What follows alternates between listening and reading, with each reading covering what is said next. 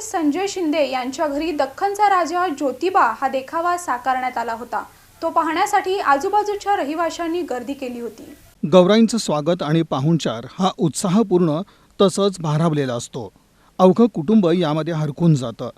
दरम्यान शिवाजी चौक परिसरातील संजय शिंदे यांच्या घरी गौराईंसमोर दख्खनचा राजा ज्योतिबा असा देखावा सुबकरित्या साकारला होता। तो पाहण्यासाठी परिसरातील रहिवाशांनी गर्दी केली होती।